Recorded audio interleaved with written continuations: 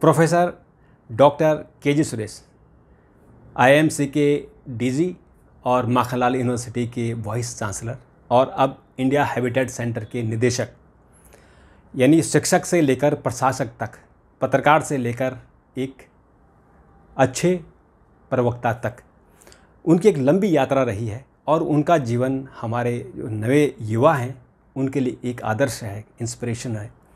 हमने उनसे एक लंबी बातचीत की और प्रस्तुत है बातचीत के प्रमुख अंश। नमस्कार, मैं रोशन हूं और मेरे साथ हैं मीडिया गुरु के.जी. सुरेश। के.जी. जी, आपका बहुत बहुत स्वागत है। के.जी. सुरेश जी किसी परिचय के मोहताज तो नहीं है, पर आपको मोटे तौर पर बता दें कि उन्होंने अपने कैरियर की शुरुआत पीटीआई से की थी और उसके बाद तमाम टीवी चैनलों में रहे, दूरदर्शन में रहे, फिर आईआईएमसी जैसे प्रतिष्ठित संस्थान के डीजी रहे, फिर माखनलाल यूनिवर्सिटी के वाइस चांसलर और अब जैसे मीडिया गुरु हैं। तमाम शिक्षकों जो पत्रकार से जुड़े हुए बच्चे हैं उनको शिक्षा देते हैं और जो शिक्षक हैं उनको भी शिक्षा देते हैं।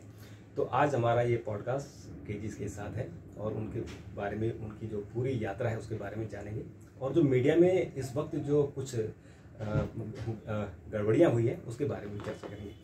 तो के.जी. सुरेश जी, आपका बहुत बहुत स्वागत है। धन्यवाद। तो शुरुआत मेरे ख्याल से यहाँ से करते हैं कि आप खुद ही बताइए आपकी शुरुआत मीडिया में कैसे हुई। मेरी शुरुआत तो बचपन में मेरे पिताजी को अखबार पढ़ते हुए देखकर हुई और उनका बहुत ही ऐसे अखबार पढ़ते थे कि जिसको हम कहते हैं हेडलाइन से लेकर प्रिंट लाइन तक, और कलम लेके पढ़ते थे और जो महत्वपूर्ण है सबको अंडरलाइन करते थे। अब अपने को भी उत्सुकता हुई कि ये पापा कर क्या रहे, और वहाँ से लेकर लेटर टू द एडिटर लिखना शुरू किया। वो छपने लगा नाम के साथ तो एक नशा अजीब सा आने लग गया कि भाई ये आ गए। हालांकि बाद में पिताजी को इस बात का जो है दुख भी हुआ, अफसोस भी हुआ कि वो क्योंकि सरकारी जॉब में थे, वो चाहते थे कि मैं भी सरकारी जॉब में आऊँ, लेकिन मेरी उसमें बिल्कुल रुचि नहीं रही और मैं पत्रकार शुरू से ही बनना चाहता था। और पत्रकारिता मेरे लिए कोई विकल्पहीनता की स्थिति में चयन नहीं था, बल्कि मेरा एकमात्र विकल्प था पत्रकारिता करना। और उन दिनों तो कोई डिप्लोमा डिग्री की आवश्यकता नहीं थी और मैंने अपने पढ़ाई के बाद ही मैं छोटे मोटे अखबारों में, पत्रिकाओं में काम करने लगा, कई जगह फ्रीलांस करने लगा और बाईलाइन आते थे और कुछ पैसे भी आ जाते थे। मुझे तो ये लगता है कि 4-5 साल तो मैंने सिर्फ इन्हीं सब चीज़ों में गुजारा। तथाकथित जो अब ये हम मुख्य धारा की मीडिया कहते हैं उसमें तो मैं आया ही नहीं 4-5 साल तो। लेकिन बाद में पीटीआई में एक वैकेंसी निकली, मैं उधर गया तो वहाँ से जो यात्रा शुरू हुई वो मेरे जीवन को पूरा परिवर्तित कर दिया। पीटीआई में इतना एक्सपोजर मिला, मैं समझता हूँ कि मुझे कहने में लेश मात्र भी संकोच नहीं है कि आज मैं जो कुछ भी हूँ उसका श्रेय पीटीआई को जाता है। पीटीआई ने मेरे अंदर के एक बालक जो संकोची था उसको खोल दिया पूरी तरीके से, दुनिया से बात करने की हिम्मत दी। क्राइम रिपोर्टर से मैंने शुरू किया था, सिविक रिपोर्टिंग किया, विधानसभा किया, उसके बाद नेशनल ब्यूरो में आया, नेशनल ब्यूरो में प्रिंसिपल बना, स्पेशल बना, फिर चीफ पॉलिटिकल करस्पॉन्डेंट बना और प्रधानमंत्री कार्यालय, उपराष्ट्रपति के साथ, राष्ट्रपति के साथ बाहर जाना। फिर मुझे लगा कि मुझे सभी विधाओं को समझने की आवश्यकता है, तो मैंने फिर पीटीआई छोड़ा और मैं इलेक्ट्रॉनिक मीडिया में आ गया। मैंने कई चैनल, एक people of Indian origin TV था, उसका साउथ एशिया ब्यूरो चीफ के नाते पहले शुरू किया, उसके बाद एशियानेट में गया, जी में गया और उसके बाद मैं दूरदर्शन का संपादक बना। लेकिन इस बीच में रोशन जी, मैं 1998 से मेरे दोस्तों के कहने पर मैं जाके क्लास लेता था। अच्छा, उस वक़्त मैं ईमानदारी की बात बताऊं आपको कि मेरा उद्देश्य सच में कोई क्लास लेने का नहीं था। मैं अपना वक्त जो है प्रेस क्लब में और बाकी जगह जाया नहीं करना चाहता था फालतू की राजनीति चर्चा करके।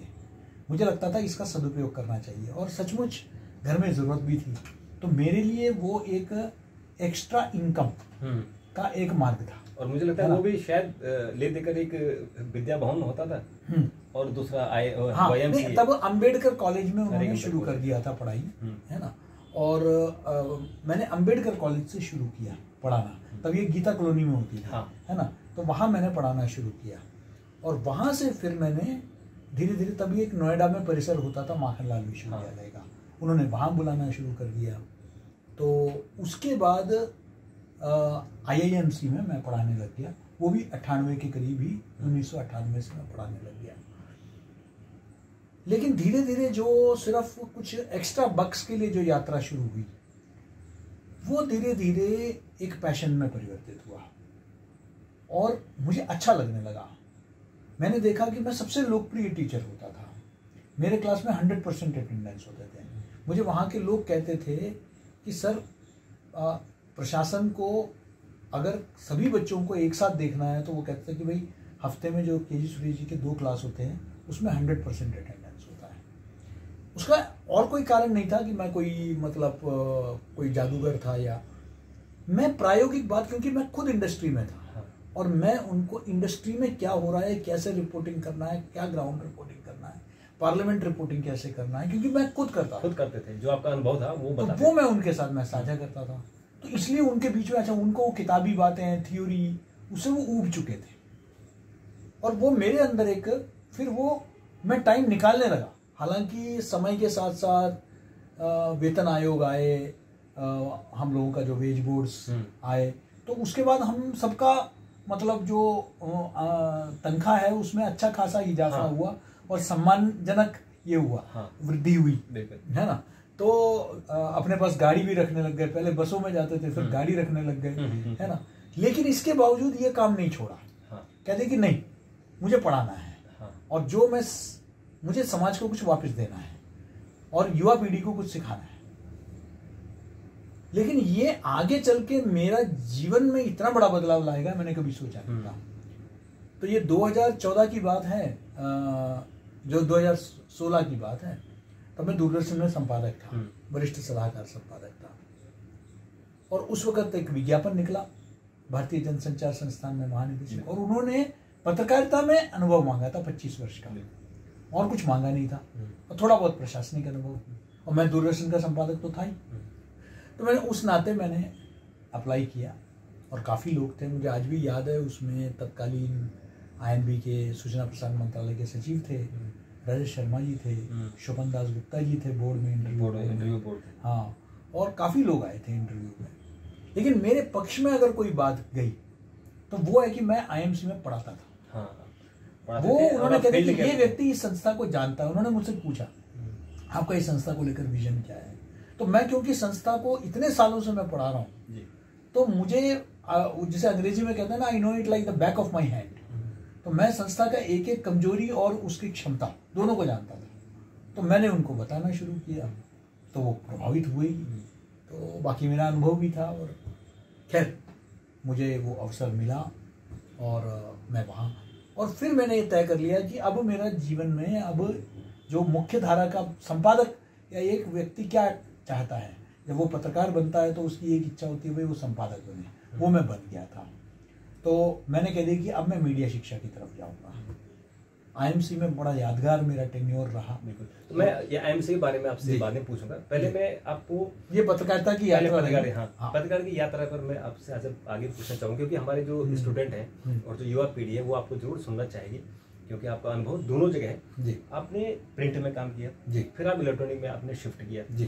आपका जो दौर था उसमें प्रिंट का जलवा होता था, यानी प्रिंट का मतलब हो गया कि अगर पत्रकार नहीं आए तो प्रेस कॉन्फ्रेंस नहीं होती थी। नहीं साहब, खासकर मैं तो PTI में था। और PTI के बगैर तो मतलब प्लेन टेक ऑफ नहीं होती थी VIP। मुझे याद है कि जब आडवाणी जी उसमें उप प्रधानमंत्री थे, और जब कोई खबर आती थी हमको बाद में आती थी, पहले आपको पूछते थे, सुरेश जी को पहले खबर दो, फिर आपको। और हर शनिवार को, मतलब हर शनिवार वो बाहर जाते थे, तो मैं जरूर रहता था उनके BSF के फ्लाइट में, प्लेन में हम लोग जाते थे, हर शनिवार रविवार हम लोग बाहर निकल जाते थे, तो मैं जरूर रहता था।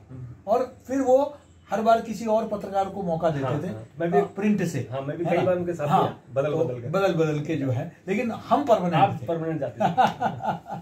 तो वो यात्रा, उसके बाद जब वो टीवी में आप गए, यानी इलेक्ट्रॉनिक मीडिया में गए, वो अनुभव कैसा रहा?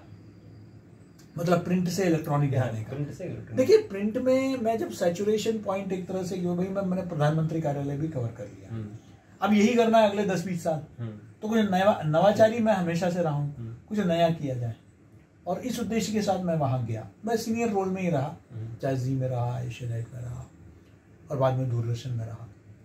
लेकिन मैंने देखा कि वो समय आ चुका था जब एक समय था जब हमारी एजेंसी ब्रेक करती थी न्यूज। हम उस दौर में आ गए जहां हम एजेंसी में टीवी चैनल मॉनिटर करते थे। हाँ।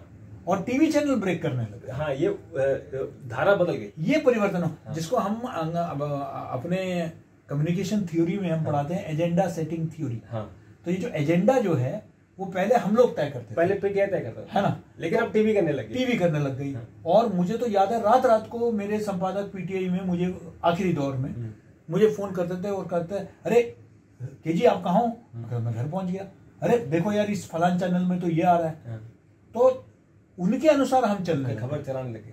और तो फिर हमें लगा कि यार अब तो अगर वही ब्रेक कर रहे हैं तो फिर वहीं जाएंगे ना, तो फिर वहां गए। लेकिन वहां पहुंच के जब तक हम संपादक बने, वो दौर शुरू हो गया जहां टीवी वाले सोशल मीडिया की तरफ देखने लगे, डिजिटल की तरफ आ गए। तो डिजिटल वाले जो है वो ब्रेकिंग न्यूज देने लग गए। हम लोग मॉनिटर करने लग गए कि क्यों, क्योंकि तब तक देश में प्रधानमंत्री भी एक ऐसे व्यक्तित्व आ गए जो पत्रकारों से नहीं अपने सोशल मीडिया के माध्यम से जनता से सीधे जो है संवाद करते। उन्होंने चाहे वो मन की बात हो, मन की बात भी मैं जब दूरदर्शन में था तभी शुरू हुई थी, और उसके बाद चाहे आपके ये हो उनका ट्विटर बाद में एक्स जो बना, उसके माध्यम से वो सीधे संवाद करते रहे। तो हमें लगा कि हम सब फिर वो मॉनिटर करने लग गए। है ना, इलेक्ट्रॉनिक मीडिया में भी ये कि भाई सोशल मीडिया में बड़े भाई हमारे प्रधानमंत्री ने जब नेपाल में भूकंप हुआ, मुझे अभी भी याद है कि मोदी जी ने सबसे पहले ट्वीट किया, और बाद में नेपाल के प्रधानमंत्री आपको याद हो कि जिसमें सोनिया गांधी की तबीयत खराब थी और इलाज कराने के लिए गई, तो वो ब्रेक खबर भी मोदी जी ने की थी। उन्होंने ट्वीट किया था। और मुझे अभी भी याद है, आपको याद होगा सुषमा जी जब विदेश मंत्री थी, इतने लोगों को पासपोर्ट और दुनिया भर की समस्याएं होती थी, वो सुषमा जी को ट्वीट करते थे, ट्वीट के माध्यम से वो समाधान निकालते थे, और वही हमारे लिए खबर है ना। बिल्कुल। दूसरा शायद सुरेश प्रभु थे रेल मंत्री, और रेल में मतलब ऐसे घटनाएं भी सामने आई जब एक बच्चे को ट्रेन में दूध नहीं मिला तो माँ ने ट्वीट कर दिया रेल मंत्री को, और स्टेशन मास्टर दूध लेके खड़ा हुआ था। ये भी हमने देखा। तो ये सोशल मीडिया की पावर हमने देखी। जी। ये बताइए, अब आप प्रिंट को और इलेक्ट्रॉनिक मीडिया को कहाँ देखते हैं? आज इतना बड़ा बदलाव हो गया, एआई का जमाना आ गया, उस पर हम बात करेंगे, लेकिन पहले इन दोनों को बताइए, इनका भविष्य क्या है? जी देखिए, प्रिंट, मैं भारत के बारे में बताऊं, भारत इतना बड़ा एक हमारा फलक है जहां बैलगाड़ी अभी भी चलती है, और सबसे महंगी गाड़ियां भी चलती है, रॉकेट भी हम भेजते हैं, है ना। तो भारत में तो अखबार अभी भी चलेगी, लेकिन हाँ, जो युवा पीढ़ी है वो अखबार भी अगर पढ़ रही है तो वो ऑनलाइन पढ़ रही है। तो अखबारों को अपने आप को रीइन्वेंट करना होगा। अखबार की विश्वसनीयता आज भी बनी हुई है, आज भी प्रिंट की विश्वसनीयता सबसे ज्यादा। और हमने कोविड के समय में देखा जिस तरीके से अफवाहें, मिस इन्फॉर्मेशन, डिसइन्फॉर्मेशन फैलाया गया, उसमें लोगों का भरोसा जो है वो अखबार प्रिंट पर ही है कि भाई प्रिंट में अगर छपा है, क्योंकि क्या है, सोशल मीडिया में आप डाल के डिलीट कर सकते हैं, इलेक्ट्रॉनिक में आपने चला दिया उसके बाद विड्रॉ कर सकते हैं, लेकिन एक बार प्रिंट में छप गया तो वो छप गया, वो इतिहास बन गया। आज भी जो गेट कीपिंग जिसको हम शब्द का प्रयोग करते हैं, है ना, checking, cross checking, verification, cross verification, ये जो परंपरा है आज भी कायम है, तो वो प्रिंट मीडिया में कायम है। डेस्क एक मजबूत है ना, फिल्ट्रेशन प्रोसेस है ना, ये आज भी है। तो मीडिया की, प्रिंट मीडिया की विश्वसनीयता, चाहे माध्यम ऑनलाइन हो, उसका विश्वसनीयता बनी रहेगी। दूसरा, प्रिंट मीडिया भी अब अपने आप को एआई जैसे टेक्नोलॉजी को इस्तेमाल करके कस्टमाइज्ड कंटेंट प्रदान करने लगा। यानी कि आपको अगर स्पोर्ट्स में रुचि है तो वो स्पोर्ट्स ही आपको देने लग गया है ना, वो भी अब आपको रील्स देने लग गया है, वो भी अब आपको जो है यूट्यूब फॉर्मेट, वीडियो फॉर्मेट में देने लगा है। तो अखबार भी अब जो है वो जो पहले का कॉन्सेप्ट था प्रिंट में ही होगा, इलेक्ट्रॉनिक में ही होगा, वो तो ऐसा न रहकर आज हम कन्वर्जेंस मीडिया की बात कर रहे हैं। यानी कि कन्वर्जेंस मीडिया में प्रिंट मीडिया में आपको वीडियो भी मिलेगा, ऑडियो भी मिलेगा, पॉडकास्ट भी मिलेंगे। इलेक्ट्रॉनिक मीडिया में आपको प्रिंटेड वर्जन, टेक्स्ट वर्जन वाले स्टोरी भी मिलेंगे, है ना। तो ये एक कन्वर्जेंस हो गया। और डिजिटल में दोनों मिलेंगे, ऑडियो, वीडियो, और तो पॉडकास्ट भी उसी में है, यूट्यूब भी उसी के माध्यम से, और टेक्स्ट भी उसमें है ना, टेक्स्ट भी उसी में है ना। तो अब हम कन्वर्जेंस मीडिया की तरफ जा रहे हैं क्या, आ चुके हैं। मुझे अच्छा बताइए, अभी जो राइटर इंस्टीट्यूट है उसकी रिपोर्ट आई, आपने भी शायद पढ़ी हो। उसमें ये कहा गया कि पूरी दुनिया में जो खबरों की तरफ लोगों का रुझान है वो कम हो रहा है, और उसका रीजन ये है कि जो फेक न्यूज़ और जो डिसइंफॉर्मेशन, मिस इन्फॉर्मेशन है, उसका प्रसार ज़्यादा हो रहा है। तो इसलिए जो खासकर जो युवा पीढ़ी है, उन्होंने अखबार या टीवी चैनलों को देखना बंद कर दिया, यानी समाचार ही नहीं देख रहे हैं, वो दूसरी चीज़ें देख रहे हैं, एजुकेशनल वीडियो देख रहे हैं, या पैसे कैसे कमाए जाएं, या टेक्नोलॉजी की तरफ देख रहे हैं। इससे आप कितना सहमत हैं? देखिए, मैं सहमत तो हूँ, एक उदासीनता तो स्पष्ट दिखाई देता है, और मैं इसलिए भी सहमत हूँ क्योंकि मैं पत्रकारिता के विद्यार्थियों में ये उदासीनता देखता हूँ, क्योंकि मैं 2 देश के प्रमुख संस्थाओं का मुखिया रह चुका हूँ। तो मैं जानता हूँ कि वो बड़ा चिंता का विषय है। क्या है, ये लोकतंत्र के लिए भी उपयुक्त नहीं है ये उदासीनता, क्योंकि अगर हम राजनीति से, रोजमर्रा की जिंदगी से, ये भी नहीं होना चाहिए, हमको ऑब्सेशन भी नहीं होना चाहिए, है ना, लेकिन साथ ही उदासीनता भी नहीं होनी चाहिए कि जिसमें हमें कोई फर्क नहीं फर्क पड़ता है। राजनीति में जो होता है, आर्थिक जगत में जो होता है, इन सबसे हमारे जीवन में भी फर्क पड़ता है। वो हमारे महंगाई दरों को होगा, हमारे जो है खरीदारी पर प्रभावित करेगा, हमारे जीवन शैली को प्रभावित करेगा।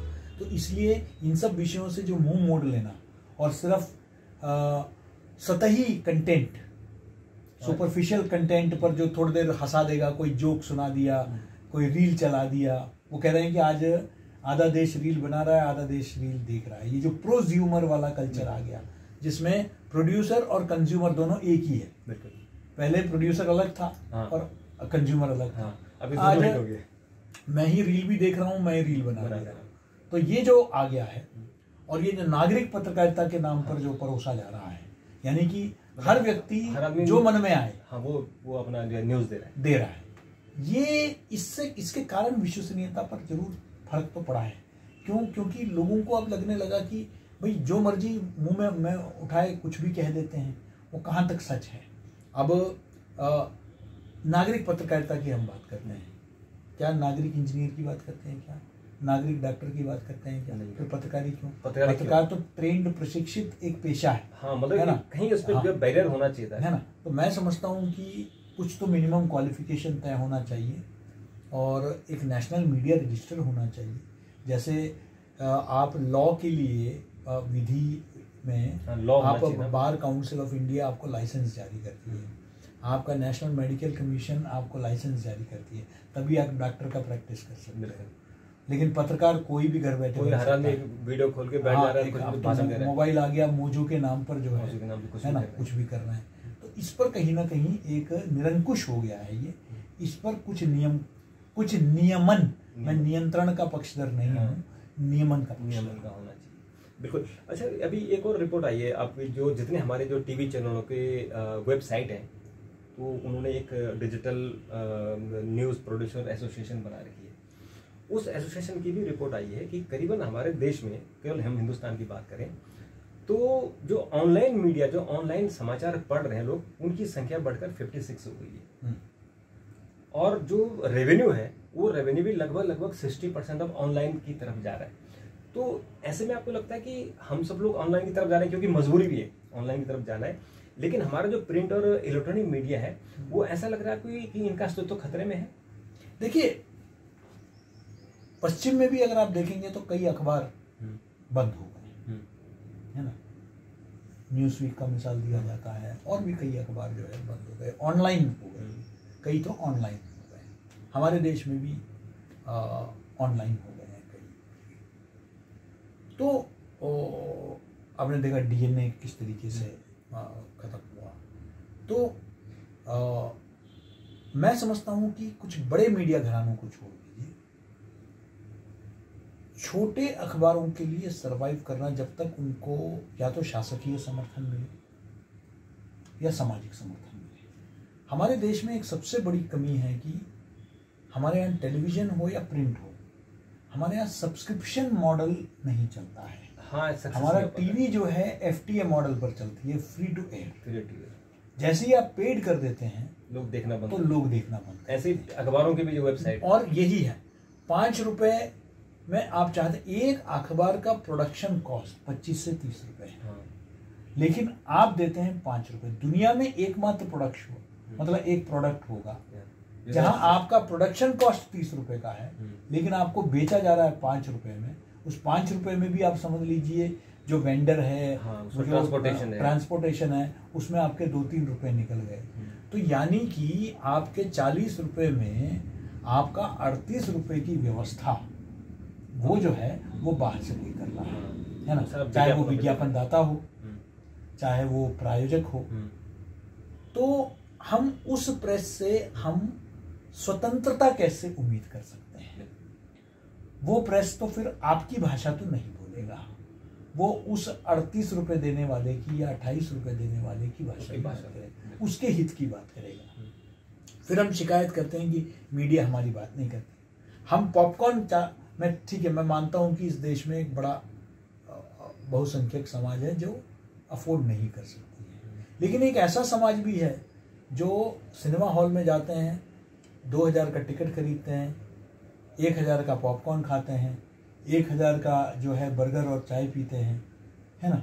तो क्या अगर आप पॉपकॉर्न पर 500 रुपये खर्च कर सकते हैं, तो क्या महीने में आप 500 रुपये अखबार के लिए नहीं खर्च कर सकते हैं? क्या 1000 रुपये खर्च नहीं कर? यानी कि हम अगर 10 रुपये भी देने का या 20 रुपये देने का अगर हम नहीं क्षमता रखते हैं, तो फिर आपको शिकायत करने का भी नैतिक अधिकार नहीं है कि हम जो है।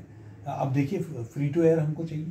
केबल बंद ही किस लिए हुआ? हाँ, क्योंकि कोई पैसा नहीं देना चाहता था, है ना।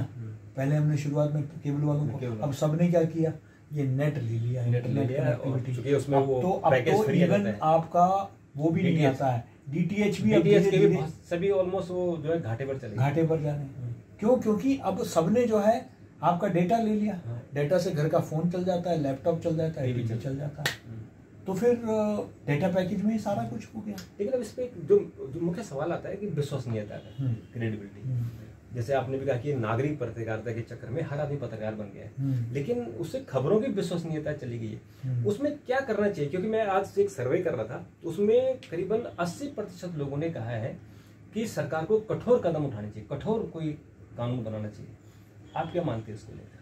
देखिए, इसमें कहीं कोई दो राय नहीं कि जो झूठ फैला रहा है, जो बगैर सर पैर के खबरें फैला रहा है, जिसके वजह से समाज में विद्वेष, समाज में नफरत, देश हित को नुकसान, देश की सुरक्षा के साथ समझौता हो रहा है, तो उस पर तो कार्रवाई तो होनी चाहिए। लेकिन ये तय कौन करेगा? सवाल ये है। अगर सरकार तय करने लग गई तो सरकार के ऊपर सेंसरशिप का आरोप लग जाएगा। हाँ, ये दिक्कत है ना।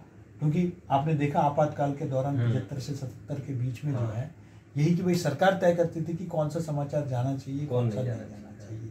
तो इसलिए तो मैं तो इवन सरकार फैक्ट चेक भी करे, इसके भी मैं पक्षधर हूं। हाँ, उसमें भी अभी सुप्रीम कोर्ट ने रोक लगा दी। हाँ, मैं चाहता हूं कि स्वतंत्र हो ये। लेकिन स्वतंत्रता में तो लोग मिसयूज कर रहे हैं ना। हाँ, नहीं, स्वतंत्र इस तरह से हो कि जो रेगुलेटरी मैकेनिज्म है, जैसे जापान में जो है वहां मतलब वॉलेंट्री है बनाने के लिए, तो हमारे देश में बना, तो हमारे यहाँ भी हम या तो प्रेस काउंसिल जैसे संस्थाओं को, उसको दंतहीन बाघ कहते हैं, हाँ, उसको दांत प्रदान करें, हाँ, कुछ दांत दें, है ना, और समाज के जो सम्मानजनक व्यक्तित्व है उनको उसमें बिठाएं। लेकिन इतना बड़ा स्केल हो गया है ना रोशन जी, कि लाखों खबर रोज आपके सामने से अलग अलग मीडिया से निकलते हैं।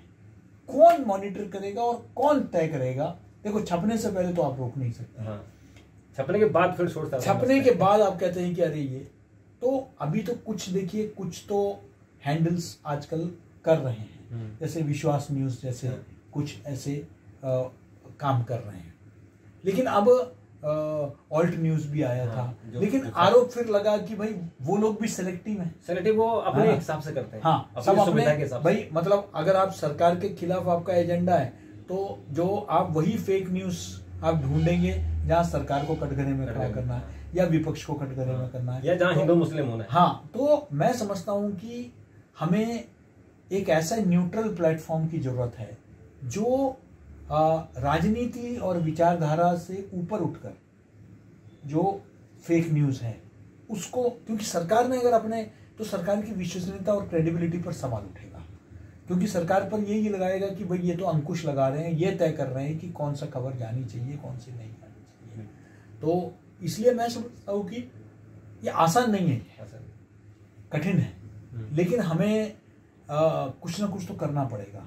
अन्यथा अगर अंकुश नहीं लगा तो ये जो स्वतंत्रता की को स्वच्छंदता, जो स्वतंत्रता के आड़ में स्वच्छंदता हो रही है वो ठीक है, ये तो समाज को बांट के रखेगा, समरसता को खराब करेगा, देश की एकता अखंडता के लिए जो है बहुत ही खतरनाक है। अच्छा, इसमें एक और सवाल है कि जैसे जो संस्थागत, जैसे कि हिंदुस्तान टाइम्स है, टाइम्स ऑफ इंडिया या आज तक है, इनकी जो वेबसाइट है, इनकी वेबसाइट में जो भी खबर आती है वो कम से कम पुख्ता होती है, इनके पास जो लोग होते हैं, सोर्स होते हैं, उनको क्रॉस चेक करने की सुविधा है।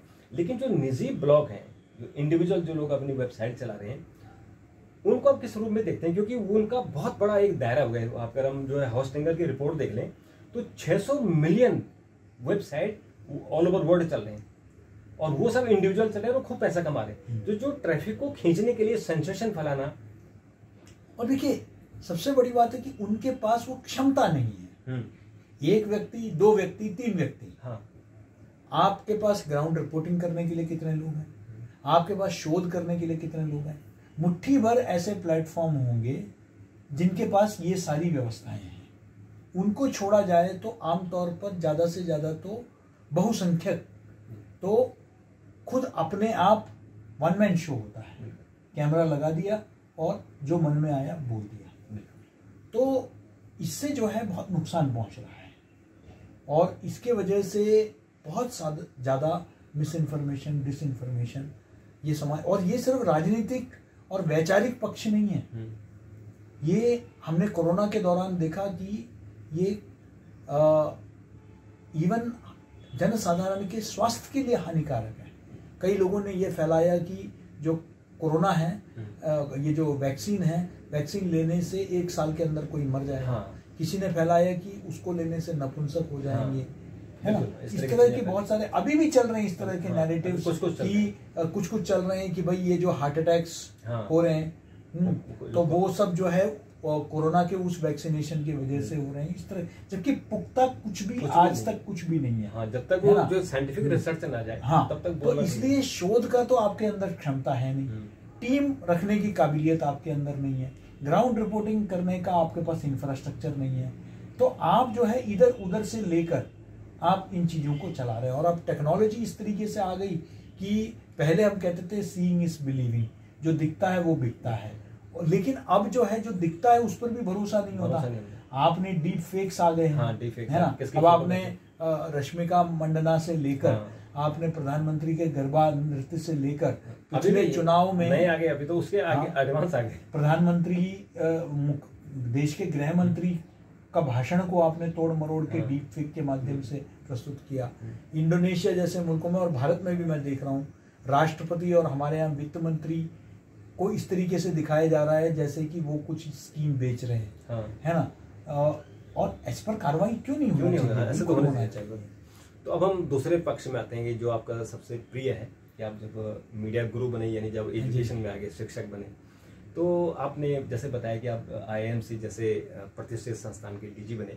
वो यात्रा कैसे रही? क्योंकि एक शिक्षक के तौर पर और फिर एक शिक्षा संस्थान चलाना, ये दोनों अनुभव कैसा रहा? चुनौतीपूर्ण रहा, क्योंकि मैं मीडिया से गया हुआ था तो मैं समझता था कि आज के तारीख में किन चीज़ों की ज़रूरत है।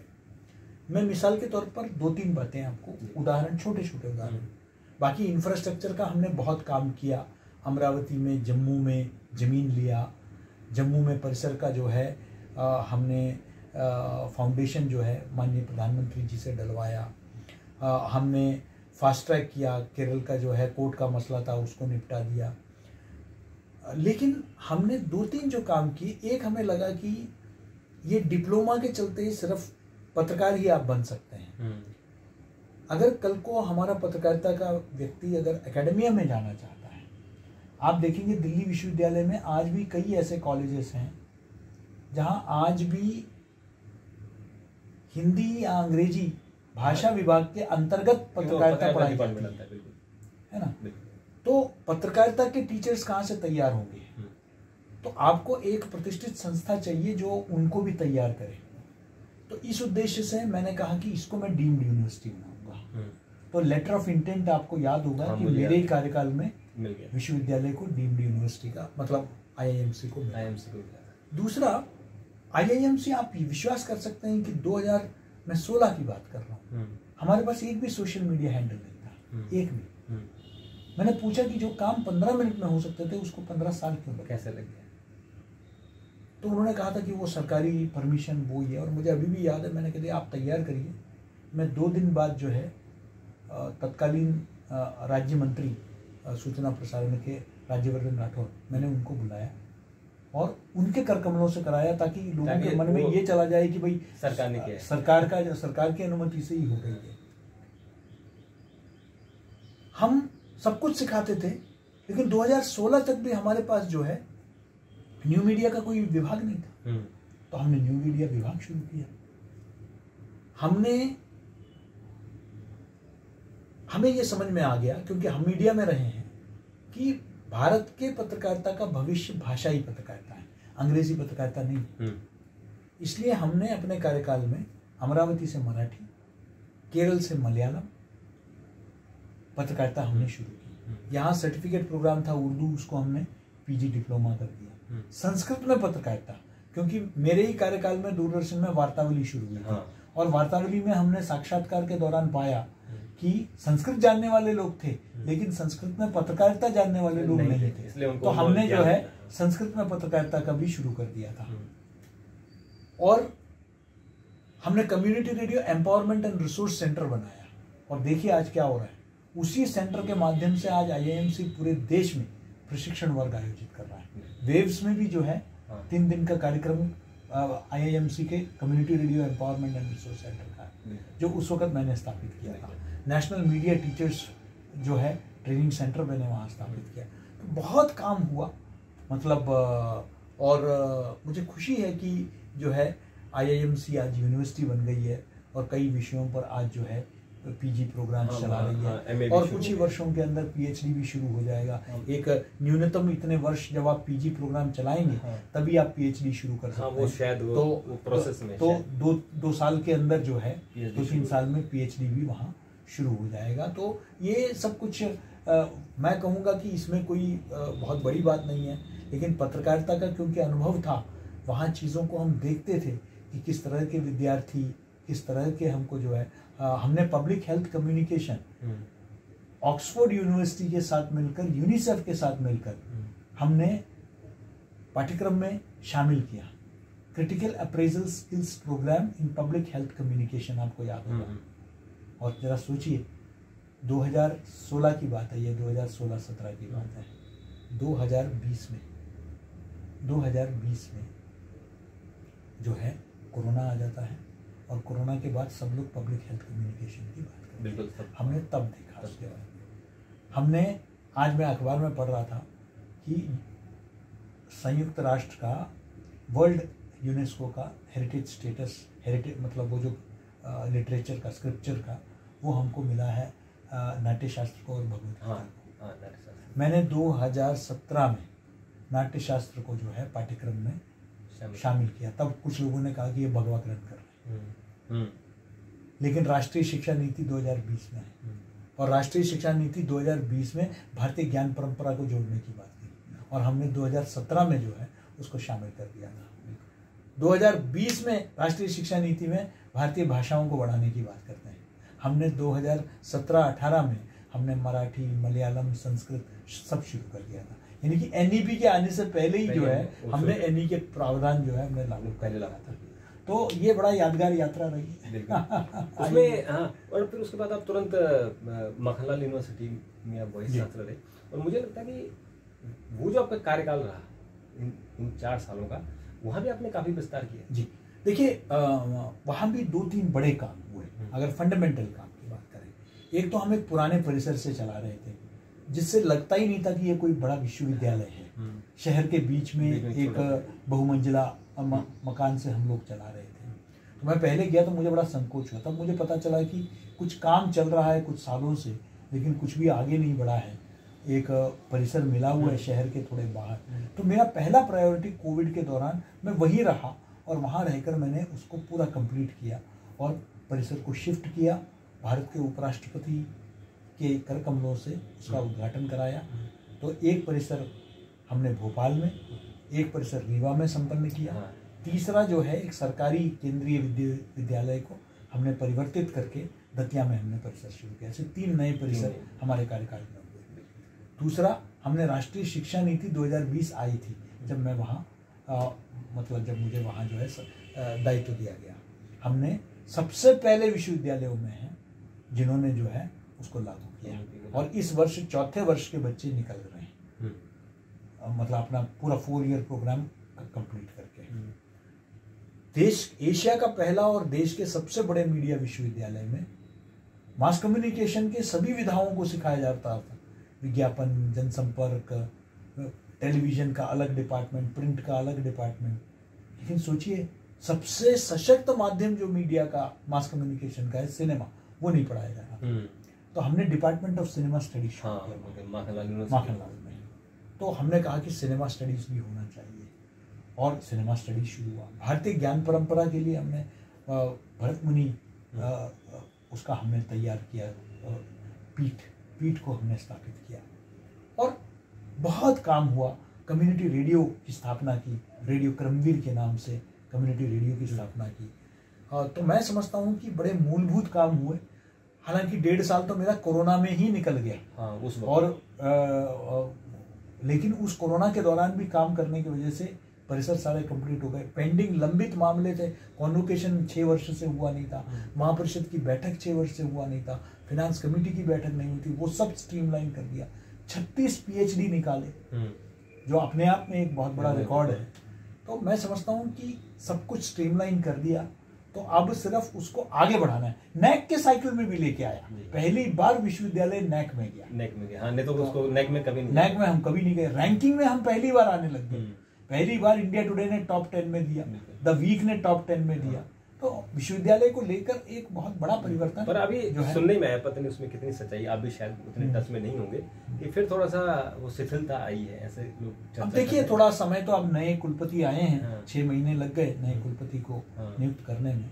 तो मुझे लगता है कि थोड़ा समय, मतलब लगता ही है, बीच में गैप जब आ जाता है तो कंटिन्यूटी ब्रेक हो जाती है। तो एक सवाल आपसे मेरी ये है कि मुझे याद है कि जब IIM से बच्चे निकलते थे, यहाँ तक कि माखनलाल से भी, तो वहाँ से अगर आपने डिग्री डिप्लोमा ले लिया तो आपकी नौकरी पक्की हो जाती थी। जितने मीडिया संस्थान थे वो इंतजार करते थे कि यहाँ से डिप्लोमा बच्चे निकले तो हम उनको ले लेते हैं। लेकिन अभी मैं देखा हूँ, पिछले अगर हम 2-4 सालों की बात करें, तो जो मीडिया संस्थानों से बच्चे निकले हुए हैं वो बेचारे नौकरी के लिए धक्के खा रहे हैं। इसका मुझे लगता है उसके कारण 2-3 कारण नहीं है। 2-3 कारण हैं रोशन जी। एक तो है कि इतने मीडिया संस्थाएं, निजी विश्वविद्यालय, निजी संस्थान इतने खुल गए हैं कि मीडिया का जितना इनटेक है उसका 10 गुना तो हम बच्चे भेज रहे हैं। मतलब हर निजी विश्वविद्यालय में विभाग शुरू कर दिया है, हर सरकारी विश्वविद्यालय ने शुरू कर दिया है ना, हर कॉलेज में अब शुरू हो रहे हैं लगभग। तो इतने विश्वविद्यालय से बच्चे निकलेंगे, इनको तो कैपेसिटी तो है नहीं इंडस्ट्री के पास, इतनी बड़ी इंडस्ट्री भी नहीं है अब हमारा। दूसरा, मीडिया घराने, और मैं इसके खिलाफ नहीं हूं, लेकिन मैं बता रहा, मीडिया घरानों ने अपने अपने भी संस्थाएं शुरू कर दी। पर मुझे ऐसा व्यक्तिगत लगता है ना, हाँ, कि वो शोषण का केंद्र और बना दिया। हाँ, तो ये जो खुल गया है अब, इसके वजह से जिनको उस मीडिया में काम करना है, ये वहां जाके पढ़ाई करते हैं। हाँ। तो उससे क्या हुआ कि जो जनरल जो टेक होता था कि यूनिवर्सिटी से, इंस्टीट्यूट से आके बच्चों को लेना है, अब ये लोग अपने ही बच्चों को अब्जॉर्ब करते हैं अपने यहाँ। हाँ, और वो भी कम से कम इंटर्नशिप के बहाने एब्जॉर्ब कर लेते हैं। हाँ, है ना। तो ये हो गया है, तो ये दूसरी बड़ी चुनौती है। तीसरा, एक इंडस्ट्री और अकादमिया के बीच में एक डिस्कनेक्ट है, जिसके चलते हम आज भी उसी पुराने जो है ढर्रे में हम विद्यार्थियों को तैयार कर रहे हैं। जो टेक्नोलॉजी में जो परिवर्तन आया है उसके अनुसार हम विद्यार्थियों को तैयार नहीं कर रहे हैं। आज भी प्रिंट की भी कोर्सेस चल रही है। अब प्रिंट का कोर्स लेके बच्चा आएगा, उसको कौन लेगा ये बताइए? हाँ, अभी तो या सिर्फ शुद्ध रूप से इलेक्ट्रॉनिक को लेकर आएगा, उसको कौन करेगा? और अब मुझे कहना नहीं चाहिए, लेकिन मैं कई कॉलेजों में देश भर में जाता हूँ, मुझे बड़े अफसोस के साथ कहना पड़ रहा है, नाम लेना उचित नहीं होगा, मैं कोई जो छोटी सी टीचिंग शॉप दुकान की बात नहीं कर रहा, मैंने केंद्रीय विश्वविद्यालयों में देखा है कि कैमरा नहीं है, स्टूडियो नहीं है, लेकिन मीडिया का पाठ्यक्रम चल रहा है, विभाग भी। इसलिए बच्चे जब वहां से निकलते हैं तो आप नहीं तो वो बेरोजगार ही रहेंगे ना वो बच्चे। आप उनसे क्या उम्मीद करते हैं जब आपने उनको सुविधा ही नहीं दी? लेकिन अब नया कुछ प्रावधान, जैसे professor of practice, adjunct professor, लेकिन आप देख रहे हो कि ये सरकार ने अनाउंस तो कर दिया, यानी यूजीसी ने, पर यूनिवर्सिटी में भर्ती कुछ जगह इम्प्लीमेंटेशन हो रहा है, लेकिन पर्याप्त नहीं है। और मैं समझता हूं कि उसको थोड़ा हमको, लेकिन देखिए मैं तो ये कहता हूं कि कोई एक, जैसे आपका एनबीए का एक्रेडिटेशन होता है, मैनेजमेंट कोर्सेज के लिए होता है ना, या एआईसीटी का होता है कंप्यूटर कोर्सेज के लिए वगैरह। मैं समझता हूँ मीडिया कोर्स का भी कोई एक रेगुलेटरी मैकेनिज्म होना चाहिए, यानी कि चाहे सरकारी हो या निजी हो, अगर मूलभूत सुविधाएं नहीं है तो उनको संचालन, उन पर प्रतिबंध लगना चाहिए।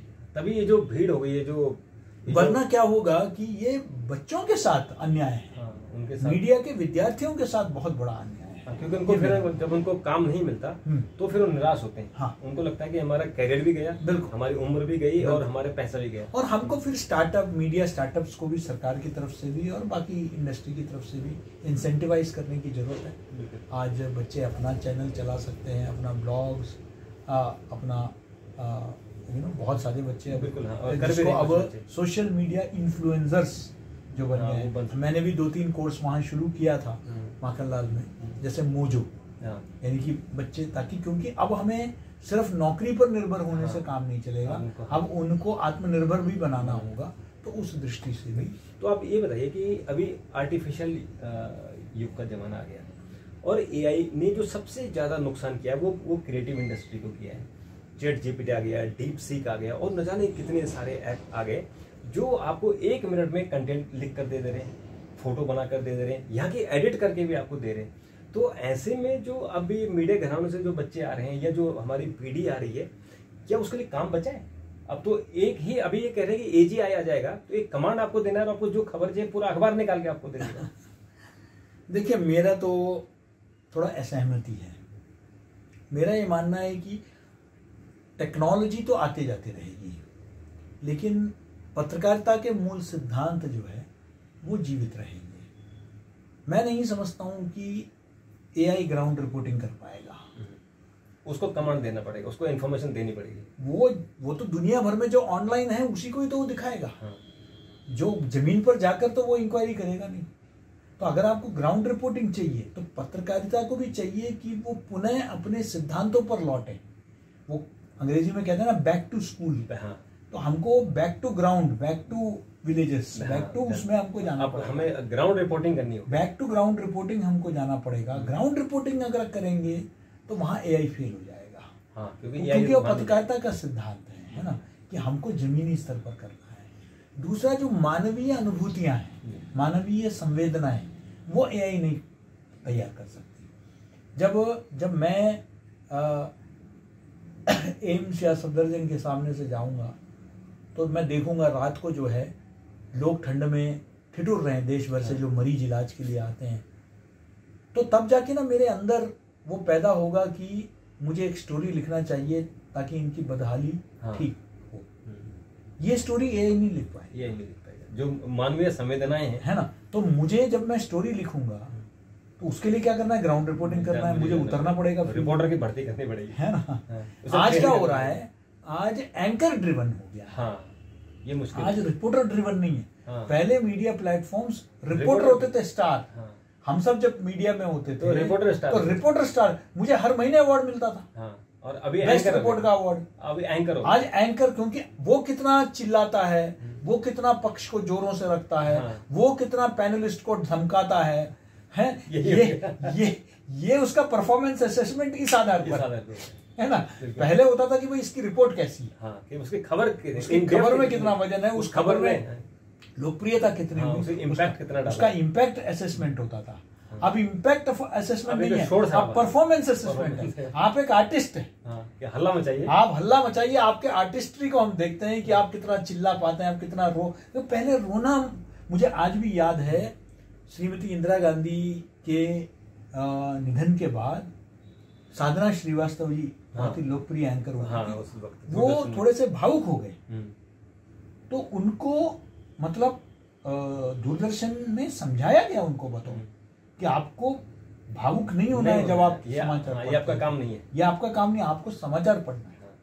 लेकिन आज आपको भावुक होना है, उत्तेजित होना है, आक्रामक होना है, नाटक करना है, पूरा रोना धोना, तब जाकर ही जो है उसको मतलब पत्रकारिता माना जाता है ना। तो ये जो बाजार हावी हो गया, हमको वापस नहीं, बाजार हावी होने का मतलब खर्चा नहीं करना चाहते, खर्चा नहीं मतलब मीडिया हाउस खर्चा नहीं करना चाहते हैं, बढ़ेगी, वो चाहते हैं कि टीआरपी बढ़े और साथ में ग्राउंड रिपोर्टिंग। मुझे कई पत्रकार मिलते हैं, वो कहते हैं कि नहीं, ऐसा नहीं है कि हमने अच्छे प्रोग्राम नहीं किया, पब्लिक का भी तो टेस्ट भी तो है ना। ये अल्टीमेटली घूम फिर के वही बात आ जाती है जो मैंने अखबारों के बारे में कहा कि आप पॉपकॉर्न खरीद सकते हैं लेकिन अखबार के लिए पैसा देने के लिए तैयार नहीं है ना। तब वो 1 रुपए वाली लड़ाई होती है हिंदुस्तान टाइम्स और टाइम्स ऑफ इंडिया, है ना। वो इसलिए क्योंकि हम पैसा देने के लिए तैयार नहीं है। और हिंदुस्तान में इलेक्ट्रॉनिक मीडिया अच्छे प्रोग्राम भी बनाती है, हम उसे देखते नहीं है।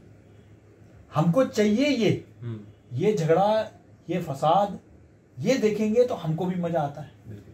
अच्छा प्रोग्राम दिखाओ, ग्रामीण स्तर पर जाके देखिए, ग्रामीण स्तर पर जाके गाड़ी भेजना, होटलों में रिपोर्टर को रुकवाना, वहां प्रोग्राम प्रोड्यूस करना खर्चीला है। जब खर्चा करती है तो वो ये भी एक्सपेक्ट करते हैं कि भाई